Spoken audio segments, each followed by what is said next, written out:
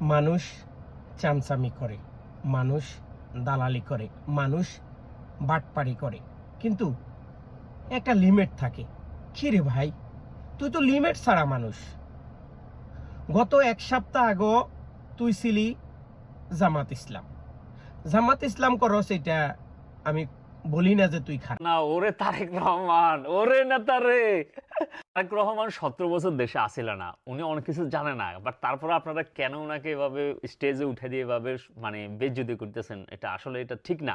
কারণ হয়তো উনি তো এবার তো প্রাইম মিনিস্টার হতে পারবেন না, বাট নেক্সট টাইমে ট্রাই করতে পারে। নেক্সট টাইমে হয়তো উনি ট্রাই করলে হয়তো 5 বছরের জন্য হয়ে যেতে পারে, এবার কিন্তু হবে না।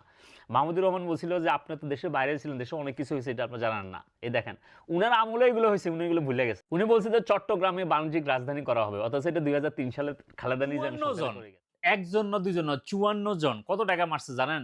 26,000 কোটি টাকা। এটা কার টাকা জানেন? এটা আপনার টাকা, আমাদের টাকা, আমরা ব্যাংকে রাখছি, এরা ব্যাংকে মারি দিচ্ছে। অমুককে দেখেছে, তমুককে দেখেছে, এবার একে দেখেন। প্রিয় ভাই বোনেরা, 1971 সালের এবার আসেন, 71 সনে আমরা ছিলাম না, আমরা শুনছি জামাত এই করছে সেই করছে, বাট এটার জন্য তারা ক্ষমা চাইছে। তারা তাদের মানে পলিটিক্যাল স্ট্যান্ড ভুল ছিল, এটার জন্য তারা ক্ষমা চাইছে।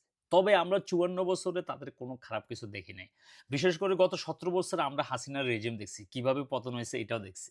বিএনপি 2001 থেকে 2006 পর্যন্ত 3 বার দুর্নীতিতে চ্যাম্পিয়ন হয়েছে, এটা আমরা দেখছি। ঠিক আছে?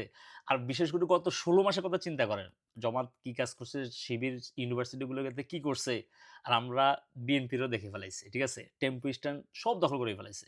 চাঁদাবাজি, বাটপাড়ি যা আছে সবকিছু তারা করছে। ইভেন এখন ঋণ খেলাপি 53 জনরে হেরা এখন সংসদে যাওয়ার জন্য টিকিটও দিয়ে দিচ্ছে। তুই নোয়াখালীর মানুষ, তুই ট্রাভেল এজেন্সির ব্যবসা করস, তোর জন্য সবকিছু থাকবে সমান। ট্রাভেল এজেন্সির ব্যবসা করস, তুই সবার সাথে তোর মিলিমিশি থাকতে হবে। তুই জামাতকে নিয়ে যেই পরিমাণ ভিডিও বানাইছস, তারেক জিয়ার নিয়ে যেই পরিমাণ ভিডিও বানাইছস, আসন নিয়ে যেই পরিমাণ ভিডিও বানাইছস, তারেক জিয়ার যেই সমালোচনা তুই করছস, এখন তুই আবার বলস, তোর মুখে দিয়ে আবার এখন ধর্মের নামে শুনতেছি মানে ধর্ম ব্যবসায়ী। তো তুই এই দুই নায়ের মাঝি কেন রে ভাই? তোরে আল্লাহ কোন মাটি দিয়ে বানাইছে?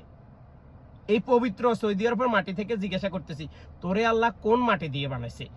নোয়াখালীর মানুষ কিন্তু এরকম না। না, তুই নোয়াখালীর জারব সন্তান।